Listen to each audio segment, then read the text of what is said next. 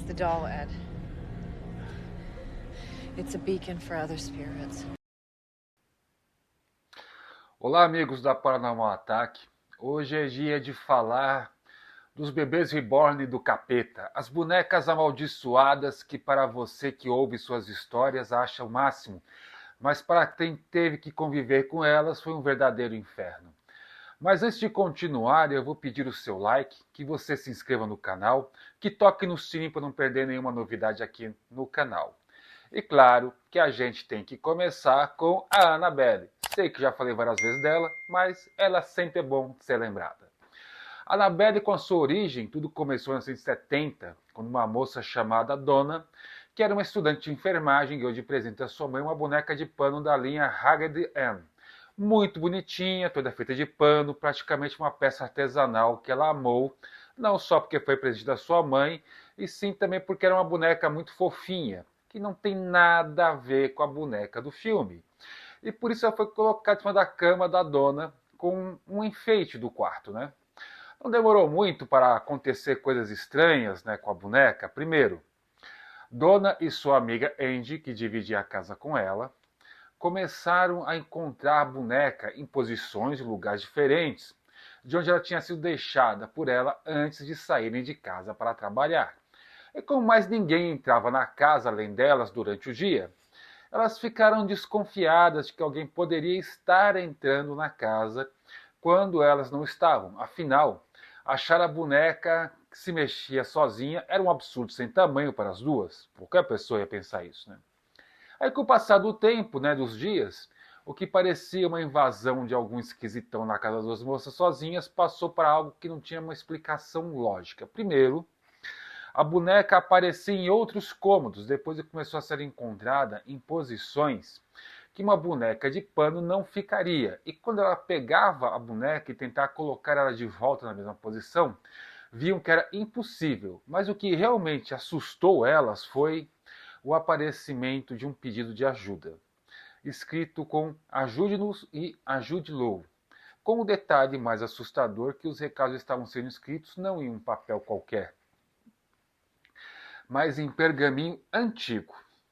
Numa mistura de curiosidade e medo, até aquele momento, mais curiosidade, elas procuraram uma médium para ir na casa e tentar contato com o espírito que estivesse na casa. Bom, essa médium infelizmente foi enganada pela entidade que se apresentou como uma menininha, né, chamada Annabelle Hicks, que havia morrido no local onde hoje era a casa delas. Esse espírito se apresentou como uma doce garotinha que queria fazer amizade, né, com as moradoras da casa. Aí você deve estar pensando, que médium é essa que foi enganada assim tão fácil?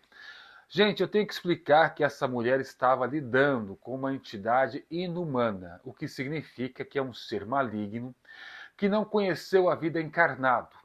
É um demônio muito antigo que consegue enganar a maioria esmagadora dos médiuns. E esse demônio, ele seguiu fingindo ser uma menininha com as duas enquanto lhe foi conveniente, para que quando elas estivessem totalmente desarmadas, né, em relação a ela, para assim dominasse as duas e quem sabe até mais alguém da família. Pois o objetivo de um demônio é causar o máximo de dor e destruição possível, tá? Porém, uma nova pessoa na casa irritou o demônio e ele acabou tentando expulsar essa pessoa. Quem era esse intruso, por assim dizer, né? Era o Lu, o namorado da Angie. Lembra que escreve Ajudem o Lu? Logo no começo, estranho, né? Aí esse namorado, ele por acaso tinha uma mediunidade adormecida nele. Porém, sim dizer que ele viu a boneca, ele sentiu-se desconfortável. Sem saber explicar como ele dizia isso para as duas, que sentiam uma coisa maligna na boneca. Então a entidade inumana se viu com problemas. Ele poderia estragar os planos dela com relação às duas. Resolveu dar um susto nele.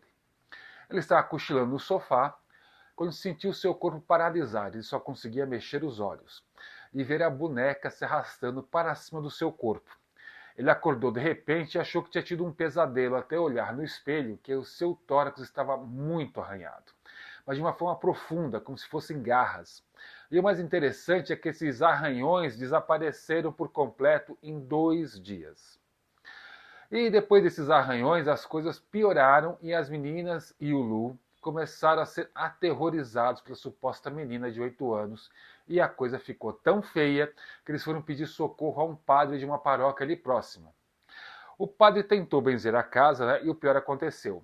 O padre literalmente foi posto para correr da casa pela entidade, porque coisas voaram na casa e na cabeça dele. Cheiro de enxofre tomou conta do ambiente e a entidade se viu descoberta e deixou de fingir que era uma criança e começou a mostrar quem era de verdade. O padre viu que não daria conta, mas iria demorar muito para conseguir do bispo uma autorização para um exorcismo na casa, já que era um objeto possuído e não uma pessoa. Esse padre ele conhecia os Warren e ligou para eles, já que eles poderiam fazer algo pelas moças e não precisavam da autorização da igreja. Então a Lorraine, quando chegou na casa, viu que não se tratava assim de um espírito humano e com a ajuda do Ed e do padre, conseguiram conter o demônio dentro da boneca e levá-la com eles para o seu museu, que ficava na casa deles, onde ela ficaria confinada. Mas antes de chegar na casa dos Warren, o demônio, agora preso na boneca, tentou matar os Warren durante o trajeto na estrada. O Ed ele perdeu o controle do carro, o volante ficou duro e ele não conseguia controlar o carro e foi em direção a um caminhão no sentido oposto. E foi quando o Ed gritou que Deus o ajudasse, foi nesse momento que o volante soltou e ele conseguiu jogar o carro para fora da estrada. Eles quase morreram, mas ainda assim persistiram e conseguiram chegar e trancar a boneca na caixa, que ela se encontra até hoje. E desde o dia que ela chegou, mensalmente um padre vai até a casa para benzer a casa e mantê-la bem guardadinha lá. Agora que falamos da celebridade das bonecas amaldiçoadas, eu vou comentar aqui sobre outras bonecas que merecem a sua atenção e a devida distância para o seu próprio bem. Começando pelo Japão com a boneca Okiko, a boneca dos cabelos crescentes. Em 1918, um jovem rapaz comprou uma boneca para sua irmã mais nova, chamada Kikuko. Essa menina faleceu pouco tempo depois de ter ganho a boneca. A família, seguindo a tradição japonesa, fez um altar em memória a Kikuko e colocou a boneca no altar. Com o tempo, a família começou a perceber que o cabelo da boneca começou a crescer. A família interpretou como um sinal de que o espírito da menina foi morar na boneca, e assim lá permanece até hoje. A boneca se encontra no templo Manenji, em Hokkaido, no Japão, e lá ela está exposta para visitação, e seu cabelo continua crescendo até os dias de hoje. Saindo do Japão, vamos para a Romênia e falar sobre a boneca Leta. Essa boneca foi criada há 200 anos com o propósito de guardar o espírito de um menino falecido. Quem fez essa boneca foi seu pai, que não conseguia aceitar a morte do garoto. Desde então, relatos afirmam que quem fica na presença da boneca sente uma tristeza e uma agonia inexplicáveis. Onde a boneca fica, objetos caem das paredes e ela aparece em locais diferentes de onde foi exposta. Leta ficou famosa por causa das sensações ruins e tristes que as pessoas sentem quando se aproximam dela. Agora, voltando para os Estados Unidos, nós temos Juliette. Essa boneca se encontra há 4 gerações da mesma família, onde algo estranho acontece a cada mulher da família que dá à luz a 2 crianças, um menino e uma menina. O que acontece a seguir é triste e bizarro ao mesmo tempo. Os meninos morrem no 3º dia de vida. Reza a lenda que à noite se ouve o choro de diferentes crianças na casa, e moradores acreditam que esse choro venha da boneca que foi presente, de uma mulher que tinha inveja das mulheres da família. E agora indo para o Canadá, nós vamos falar da boneca de porcelana Mandy.